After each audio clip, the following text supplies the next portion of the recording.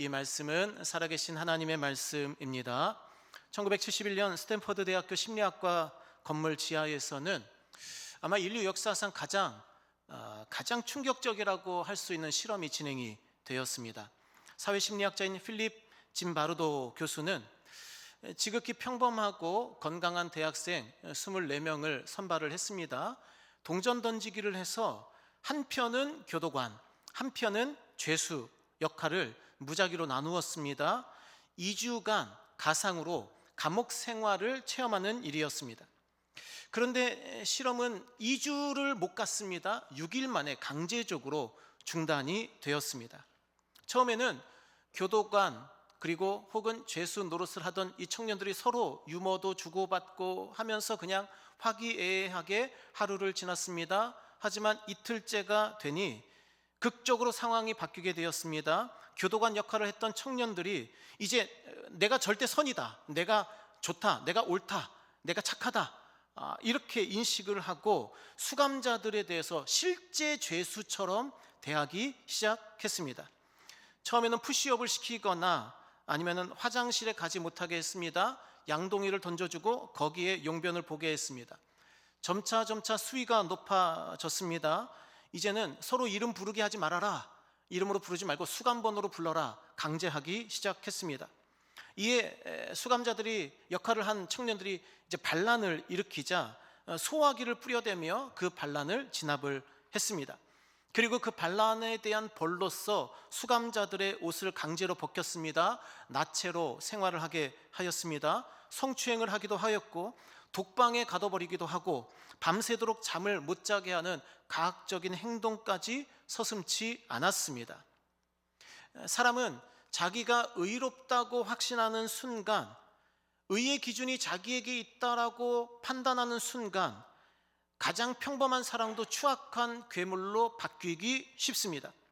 나는 정의롭다, 상대방은 틀렸다, 상대방이 악하다 라고 확신하는 순간 그 확신이 우리의 가리개가 되어서 내가 하나님이 되는 오류에 빠져 나 외에 다른 사람들은 다 틀렸다라고 말하는 심각한 자기 오해에 빠지게 됩니다.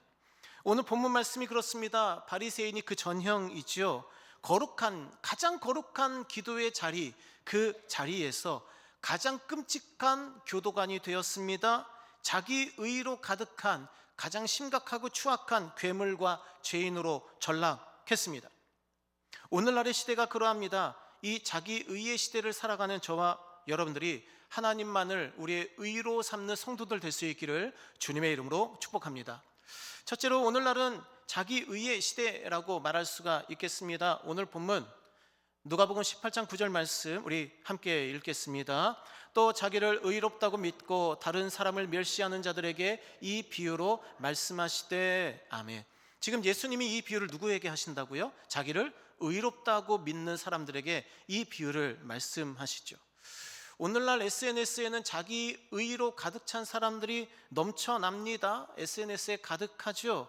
정치면에서, 경제면에서, 문화면에서, 사회면에서, 기술의 측면에서 자기가 옳다, 자기가 진리의 기준이다, 상대는 틀렸다, 내 말만 맞다 라고 말하는 사람들이 넘쳐납니다. 하지만 그렇게 넘쳐나는 유튜브나 아니면 페이스북이나 SNS에 올라오는 사람들의 글들을 보면 객관적으로 봤을 때 어떻게 돼요? 양극단으로 치닫죠. 양극단으로 치닫습니다. 그래서 서로 싸워요. 서로 다툽니다. 과거에는 통치자가 있었고 그 통치자를 돕는 학자들이 있었습니다. 철학자들이 많이 있었죠. 많은 사람들이 그래서 통치자의 의견을 듣고 따랐습니다. 하지만 오늘날은 다 각자 자기의 생각과 자기의 뜻대로 살아가는 시대가 되었습니다. 사사기 17장 6절 말씀처럼 하나님을 왕으로 모셔 섬기지 않으니 사람들이 다 각각 자기 스스로의 삶의 왕이 되어서 자기 마음대로 살아가는 시대가 바로 오늘의 시대입니다. 기술의 발전으로 이런 자기의의 시대는 더 심각하게 확장되고 있습니다. 페이스북, 인스타그램, X, 스레드, 여기에는 다 사진을 그냥 찍어서 잠자고 일어나서 찍은 사진을 올릴 리가 없죠. 어떻게 합니까? 2시간, 3시간 동안 화장을 하고 옷을 입고 멋지게 사진을 찍어서 그걸 올립니까? 아니요, 아직 멀었습니다. AI든 보정을 하든 아니면 어떤 다른 과장하게 할 도구를 쓰든 최대한 자기를 멋지게 꾸며가지고 그렇게 해서 겨우 사진 하나 딱 올립니다. 그 사진 하나 올리기 위해서 들이는 그 시간을 보면은 막 몇 시간씩 되기도 하죠. 인터넷은 그렇게 과장이 넘쳐납니다. 원래 그 모습이 아니죠. 원래 그 모습이 아니에요. 자기를 그렇게 가장하고 과장하고 연기하고 꾸민 세계가 인터넷 세계라고 볼 수 있죠. 그러면서 이런 모토로 이야기를 합니다. 나처럼 즐겨라, 나처럼 운동해라, 나처럼 극복해라, 나처럼 성공해라. 그렇게 모든 사람이 말을 하는 시대입니다. 보면은 다 강연자예요. 다 강의를 해요. 다 무슨 강의를 하고 뭐 강의를 모집한다고 하고 자기에게 와서 강의를 들으라고 하고 다 선생이고 다 전문가이고 다 기술자고 다 자기가 최고이다라고 말하는 시대입니다. 명품을 플렉스하는 시대이죠. 원래 플렉스는 무엇입니까? 구부리는 거예요. 여러분들이 잘 안 하다, 제 모습을 보면 안 하다실 수 있겠지만 근육을 구부려서 이렇게 자기를 드러내는 것이 원래 플렉스였습니다. 하지만 1990년대에 이제 힙합 하는 사람들이 돈을 벌면 그 돈을 가지고 고급 차를 사고 막 금빛으로 막 차를 화려하게 꾸미고 금목걸이를 치렁치렁 달고 뭐 명품백을 들고 다니면서 이렇게 자기를 과시하게 된 이 문화가 플렉스 문화이죠. 인터넷은 그렇게 플렉스 문화가 넘쳐나며 자기의 부와 자기의 귀와 자기의 능력을 자랑하는 시대입니다만 역대상 29장 12절 말씀에 부와 귀가 주님께로 말미암았다라고 분명히 하나님은 우리에게 말씀하고 있습니다. 모든 사람을 크게 하시는 것, 강하게 하시는 것 다 하나님의 손에 있다 분명히 말씀하고 있습니다. 그럼에도 불구하고 오늘날은 1인 미디어의 시대, 퍼스널 브랜딩의 시대입니다. 그러니까 자기 자신을 브랜드화해야 한다라고 말하면서 계속 자기 자신의 가치를 막 끌어올리지요. 그 끌어올리는 가치가 참인지 거짓인지도 몰라요. 그 이력서에 쓰여지는 글귀들이 진짜인지 어떤지 몰라요. 그 인터넷에 올리는 자기 프로필이 그게 진짜인지 가짜인지 몰라요. 그냥 뭐 하나 하면 그게 막 이만큼 포장되고 여기서 뭐 한 번에 이만큼 포장되는 다 자기 자신을 브랜드화하기 위해서 마케팅 기법의 다양한 기법을 사용해서 그렇게 자기가 의롭다, 자기가 중심이다, 자기가 똑똑하다, 자기만이 알다, 자기만이 이것을 정확히 본다라고 말하는 시대를 우리가 살고 있습니다. 이렇게 자기 이름을 드러내려 했던 시대가 한 번 있었죠. 바벨탑 사건입니다. 창세기 11장 4절 말씀에 성읍과 탑을 건설하여 그 탑 꼭대기를 하늘에 닿게 하여 우리 이름을 내자. 오늘날은 바벨탑의 시대입니다. 하지만 그렇게 다양한 SNS를 통하여서 자신의 정치적인 사회적인 신념을 적극적으로 표출하지만 때로는 그들이 쏟아내는 말들을 보면 배설처럼 여겨질 정도로 사회 분열을 일으키고 혐오를 조장하며 극단적인 신념을 선언하는 자기의의 시대입니다. 이러한 자기의의 시대에 교회들도 물들어갑니다. 교회 안에도 나만 옳다, 내 말을 들어라, 선생님들이 많아지고 교사들이 많아지고 그래서 많은 교회들이 다 자기가 옳다고 하기 때문에 세상 법정으로 교회 문제를 끌고 가서 재판받는 경우가 부지기수입니다. 자기가 옳다라고 생각하는 한두 사람 때문에 교회 성도들 전체가 상처받습니다. 교회가 분열합니다. 나누이고요. 언제부터인지 모르게 교회의 문화가 비판하는 문화가 되었다고 하는 사실도 우리에게는 상처로 작용합니다. 성경은 하지만 한결같이 말씀합니다. 빌립보서 2장 3절 말씀에 자기보다 남을 더 낮게 여겨라. 그래서 높이라는 거예요. 마태복음 23장 12절 말씀 우리 함께 읽겠습니다. 누구든지 자기를 높이는 자는 낮아지고 누구든지 자기를 낮추는 자는 높아지리라. 아멘. 하지만 현실 세계 성도들과 또 현실 세계 현 시대와는 얼마나 이 말씀이 큰 차이가 있는지요. 문제는 그것입니다. 이 자기의의 문제가 가져오는 결과입니다. 무엇입니까? 자기 의는 하나님을 죽이고 이웃을 죽이고 말씀을 죽인다라고 하는 것이죠. 오늘 본문에 등장하는 바리새인의 기도를 보면 딱 알 수 있습니다. 이 바리새인의 기도라고 말할 수 있습니까? 독백이라고 말을 해야지요. 사실은 기도가 아닙니다. 물론 하나님 부르긴 했습니다. 하지만 하나님이라고 부른 뒤에는 다 누구 얘기입니까? 자기 얘기예요. 자기가 자기에게 하는 칭찬이에요. 자기가 자기에게 하는 칭찬이에요. 하나님은 관객에 불과합니다. 은혜를 주시는 하나님, 역사를 이루신 하나님, 삶의 주관자가 되신 하나님으로서 지금 기도를 받으시는, 그리고 그 하나님의 영광이 기도의 목적인 그 기도가 아니라고 하는 거죠. 그냥 자기 혼자 자기에게 읊조리면서 하나님과 세리는 관객이 되어서, 자, 제가 이런 사람입니다, 내 의가 이렇습니다 라고 뽐내는 기도 아닌 기도인 거죠. 실제로 말씀을 보아도 바리새인의 시선에서는 하나님이 싹 사라집니다.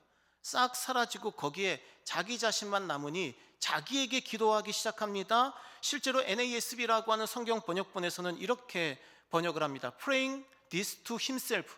그는 서서 자기 자신에게 기도했다라고 번역을 합니다. 뭐예요? 독백이에요, 독백. 바리새인에게 지금 하나님은 필요 없습니다. 왜냐하면 충분하거든요. 자기 의로, 자기 재산으로, 자기 신앙생활의 어떤 모범된 삶으로 충분하기 때문에 하나님 은혜가 필요 없어요. 그냥 자기를 드러내면 돼요. 이미 완성됐어요. 이미 자기가 기준이에요. 하나님 필요 없어요. 삶에서 하나님을 지어가고 있습니다. 게다가 이 기도를 보면 하나님은 한 번만 딱 등장합니다. 처음에. 그리고 그 뒤로는 무엇이 등장합니까? 나. 내가 저들과 다르고, 내가 이 세리와도 다르고, 내가 금식하고, 내가 11조하고, 나만 존재하고. 하나님은 11절에 기도의 형식을 최소한 맞추기 위해서, 구색 맞추기 위해서 딱 한 번 등장할 뿐이다 라고 하는 거죠. 나나를 드러내요.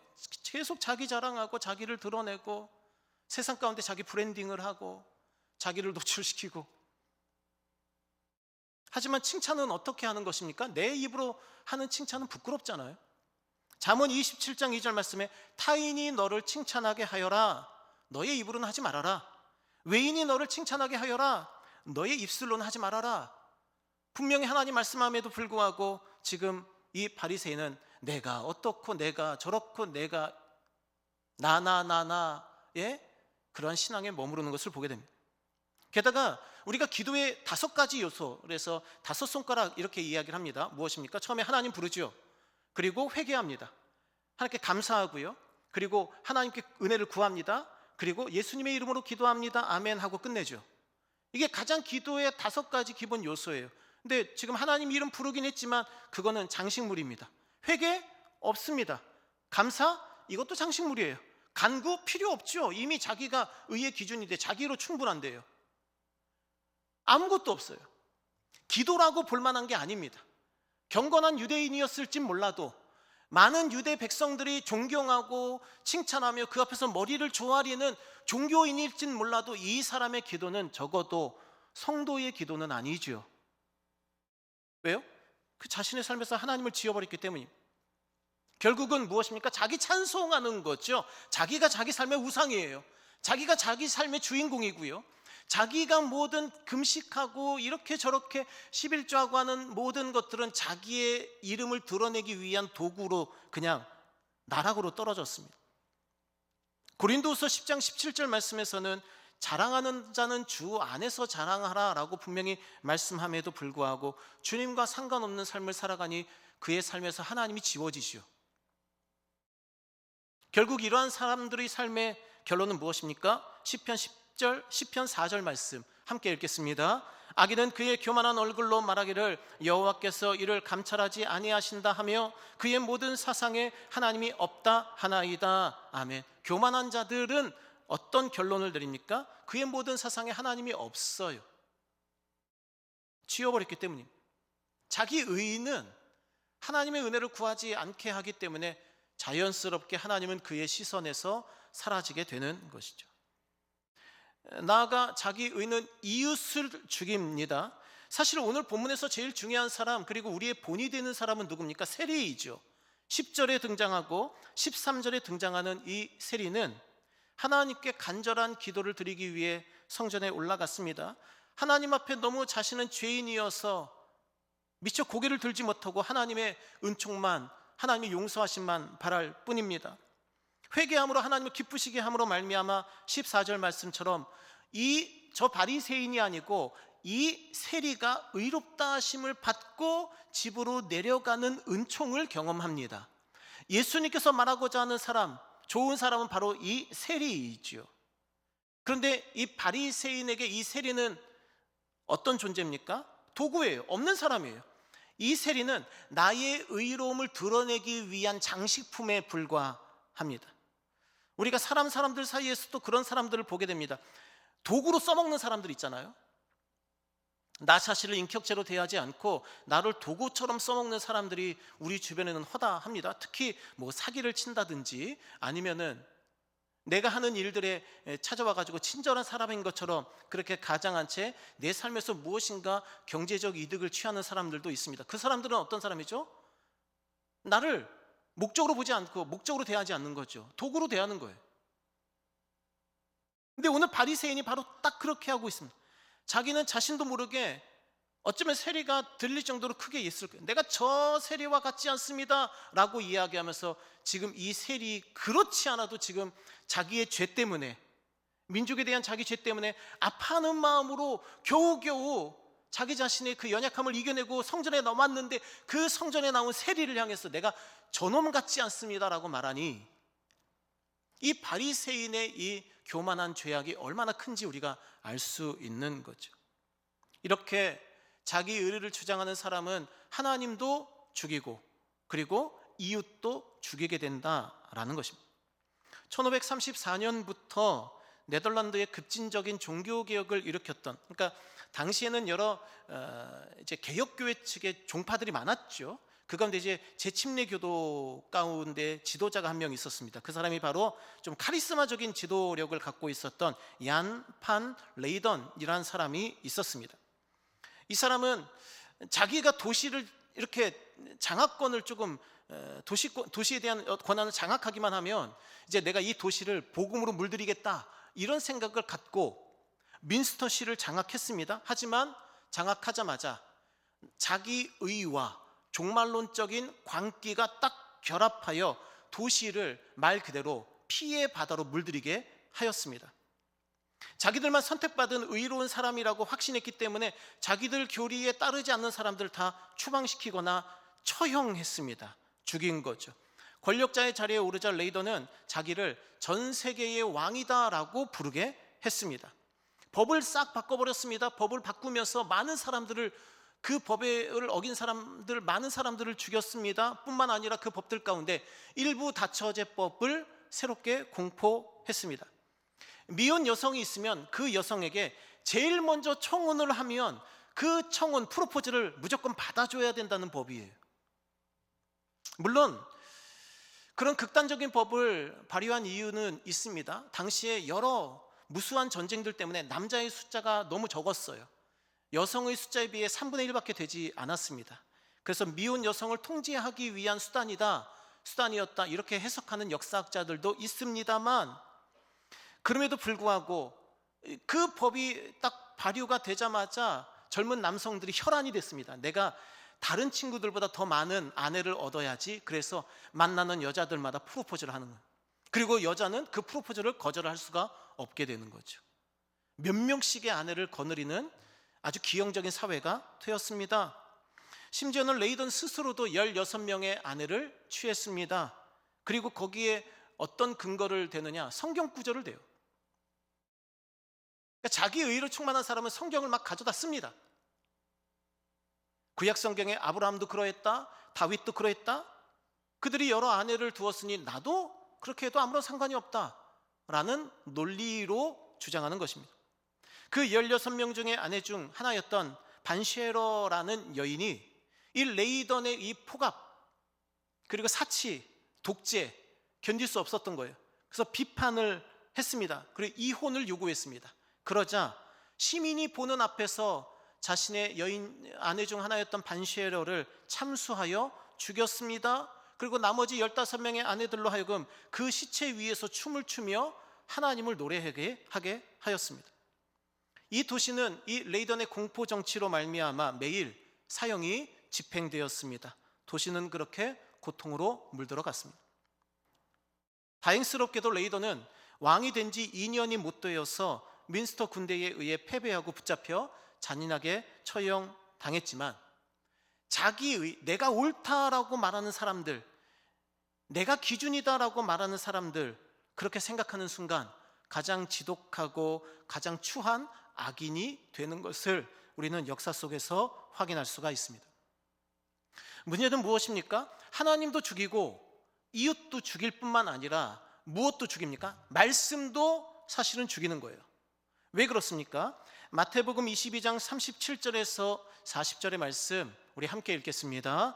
예수께서 이르시되 내 마음을 다하고 목숨을 다하고 뜻을 다하여 주 너의 하나님을 사랑하라 하셨으니 이것이 크고 첫째 되는 계명이요 둘째도 그와 같으니 내 이웃을 내 자신같이 사랑하라 하셨으니 이 두 계명이 온 율법과 선지자의 강령이니라. 아멘. 성경 66권 딱 요약해 보면 두 개예요. 하나님 사랑, 이웃 사랑.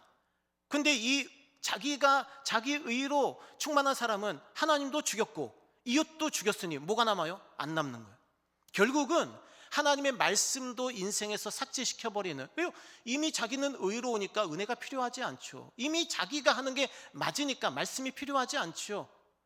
구해야 할 하나님도 필요 없고 돌봐야 하고 사랑해야 할 이웃도 그냥 내가 써먹으면 되는 존재에 불과하니 하나님도 죽이고 이웃도 죽이고 하나님 말씀도 죽여버리는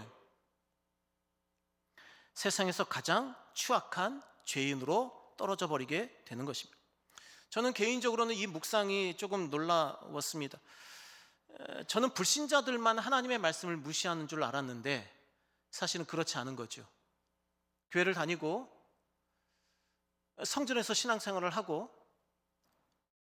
성경책을 들고 다니지만 눈은 이렇게 뜨고 다니고 어디 내 비판의 대상이 없나 찾아다니고 내가 조금 이렇게 저렇게 판단하고 정죄할 사람이 없나 돌아보면서 여기저기 선생 노릇을 하고 여기저기 찾아가서 간섭을 하고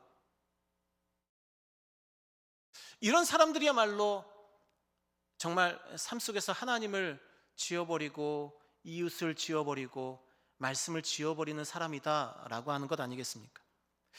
이런 사람들이 어떤 특별한 사람들, 독특한 존재만은 아닙니다. 아주 간단하게 우리가 하나님의 은혜를 구하느냐 그렇지 않느냐 간단하게 생각해 볼 기준이 있습니다. 회개를 얼마나 하느냐 생각해 보면 돼요. 내가 얼만큼 회개하느냐. 내가 얼마나 내가 하나님 앞에 죄인인 걸 깨닫고 성령님의 그 밝으신 말씀의 빛으로 조명하여 내가 얼마나 추악한 죄인인지를 깨닫는다면 늘 하나님의 은혜를 구하죠. 늘 예수님의 보혈을 구합니다. 주님의 십자가 사랑 은혜를 구할 수밖에 없지요. 하지만 교회를 다니면서 목사나 장로나 안수집사나 권사나 내가 이 정도 신앙생활을 했으면 됐지, 내가 그래도 신앙의 이력이 40년 50년인데 그렇게 말하는 사람들은, 회개할 것이 없다라고 말하는 사람들은 사실은 자기 의로 지금 근근히 살아가는 거예요. 은혜가 없잖아요. 감격이 없잖아요. 감사가 없잖아요. 그냥 근근히 살아가는 건데 그 근근히 살아가는 그 에너지가 겨우 자기 의예요. 내가 그동안 이렇게 봉사해 왔지, 내가 교회를 위해서 이렇게 헌신하고 이렇게 내가 헌금했지, 내가 우리 교회에서 봉사한 게 몇 년인데, 근데 사실 실상 딱 삶을 뜯어보면 하나님의 은혜에 대한 간절함이 없고 하나님께서 주신 내 아내나 남편이나 자녀들이나 교회나 교우들에 대한 감사가 없고 그냥 나는 늘 어디 가면은 따지기만 좋아하고 판단하기만 좋아하고 섭섭할 때가 많고, 식사 기도를 할 때도 진정 감사로 드리는 식사 기도가 있고 아니면은 그냥 개눈 감추듯 그냥 지나가는 식사 기도가 있지 않겠습니까? 그거는 뭐 우리가 볼 때는 아무것도 아닌 것처럼 보이지만 아니죠. 그게 삶의 자세이죠. 식사를 대할 때 그 식사를 아내를 통해서, 남편을 통해서, 또 무엇보다도 이 식사의 재료들을 마련해 주신 하나님의 그 햇빛의 은혜, 비 내려주심의 은혜, 그 은혜에 대한 진정한 감사가 있는지. 저는 반복되는 기도말이긴 하지만 기도할 때마다, 예전에 한번 그런 말씀 드렸는데, 기도할 때마다 간략하게 기도하지만 그런 기도를 합니다. 하나님 아니면 이거 못 먹습니다. 그럼 어느새 짧은 기도말에도 제 안에 하나님의 은혜가 가득 차올라요. 그렇지, 내 생명 내가 주관하는 거 아니지, 내 호흡 내가 쉬는 거 아니지, 성령님이 숨쉬게 하시니까 내가 아직 살아있지. 혹시 저와 여러분이 잔소리가 늘었다면, 섭섭한 게 많다면, 기도가 더 이상 감격스럽지 않고 더 이상 회개의 기도를 드리지 않는다면, 아니면 혹은 형식으로 드리고만 있다면, 저와 여러분이 혹시 자기 의로 충만한 사람은 아닌지 돌아볼 수 있기를 주님의 이름으로 축복합니다. 마지막 세 번째로, 우리의 의는 어떻습니까? 하나님께로부터 받은 의밖에 없어요. 우리가 우리 스스로 자연 발생적으로 우리가 만들어낼 의는 세상에 하나도 없습니다. 이사야 64장 6절 말씀 우리 함께 읽겠습니다. 무릇 우리는 다 부정한 자 같아서 우리의 의는 다 더러운 옷 같으며 우리는 다 잎사귀같이 시들므로 우리의 죄악이 바람같이 우리를 몰아가나이다. 아멘. 세상에 아무리 위대한 권력자들, 뛰어난 철학자들, 학자들, 돈이 많은 부유한 사람들, 얼마 전에 영상을 보니 한 분이 그런 말씀을 하시더라고요. 왜 부자가 잘 산다고 말하느냐. 그러니까 우리는 그렇게 말하죠. 그러니까 누가 이제 부자가 됐다라는 표현을, 그분 잘 살아, 이렇게 표현을 하죠. 근데 그분이 그런 말씀을 아니, 부자는 잘 살지 않는데 왜 부자를 잘 산다고 표현을 하냐. 우리는 그만큼 물질에 대한 욕심이 있다, 이렇게 얘기를 하시더라고요. 근데 곰곰이 뜯어보니까 맞아요. 그렇죠. 부유한 사람이 꼭 늘 지혜로운 것은 아니지 않습니까? 늘 건강한 것은 아니잖아요. 늘 성공한 것은 아니지 않습니까? 스티브 잡스 같은 사람의 예만 보더라도 췌장암 걸렸을 때에 치료를 받아야 되는데 자기 주관이 있었어요. 민간 요법으로 하겠다. 결국은 자신의 목숨을 더 앞당기게 된 결과를 낳았죠. 애플이라고 하는 그 전 세계 최고의 기업이라고 할 수 있는 것을, 모든 것을 만들어냈다라고, 그냥 애플 그 자체다라고 말할 수밖에 없을 정도로 인정받는 스티브 잡스조차 물질이 많으면 무엇하겠어요? 그렇게 위대한 사람이면 무엇하고, 그렇게 독창적인 사람이면 무엇하겠습니까? 그럼에도 불구하고 우리는 자꾸 우리 의를 자랑하죠. 우리가 뛰어난 것, 명예로운 것, 높은 권력의 자리에 있는 것, 부유한 것, 우리는 늘 그걸 자랑하지만 이사야 64장 6절 말씀에 따르면 그런 우리의 의는 다 더러운 옷이다, 믿으시기를 바랍니다. 심지어 우리는 우리가 불의하다는 사실도 깨닫지 못하고 있습니다. 요한계시록 3장 17절 말씀에 네가 말하기를 나는 부자라 부유하여 부족한 것이 없다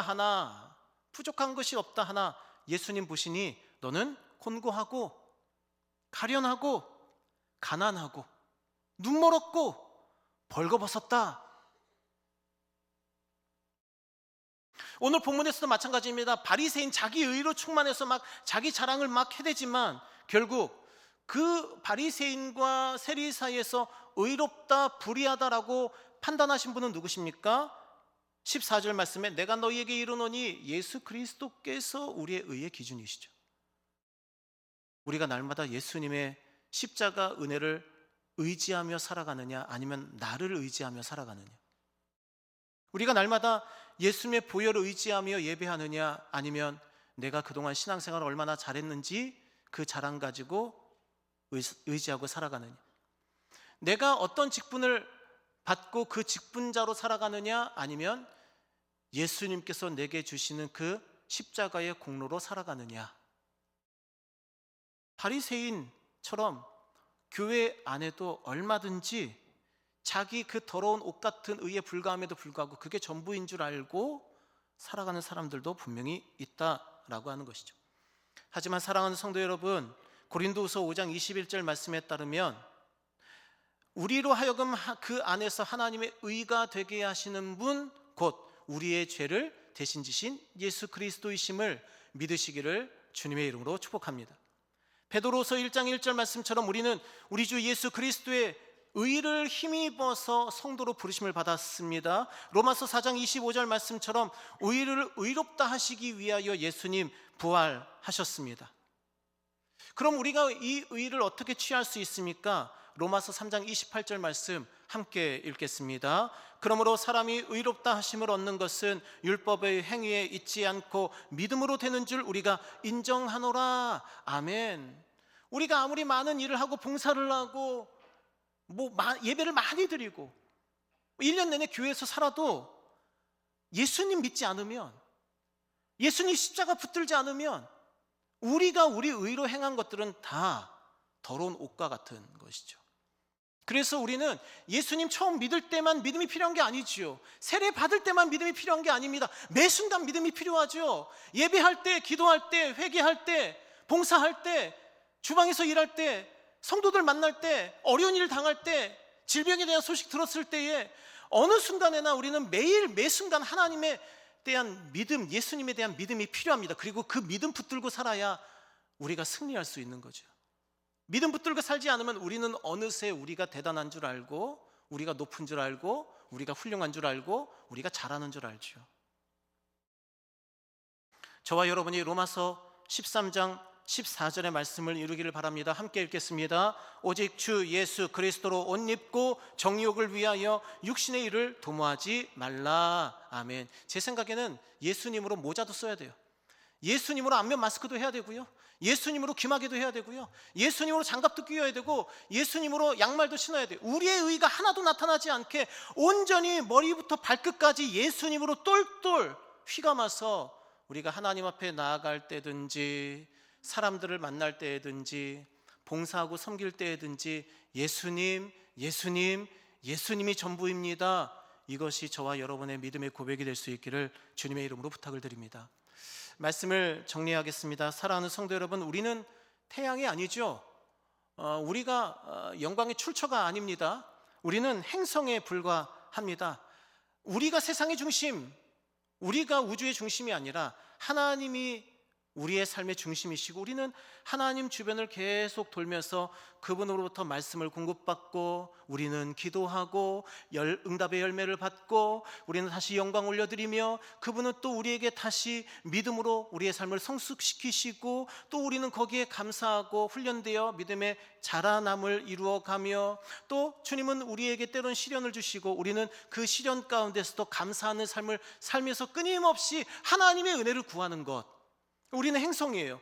그분 주위를 매일마다 돌면서 하나님의 은혜를 구하고, 그 은혜를 구한 것의 결과로서 우리는 그리스도의 편지가 되고 하나님의 거울이 되고 그리스도의 향기가 되어야 하는, 하나님의 영광을 드러내고 하나님의 이름을 높여드리는 저와 여러분이 될 수 있기를 주님의 이름으로 축복합니다. 기도하겠습니다. 사랑과 은혜가 풍성하신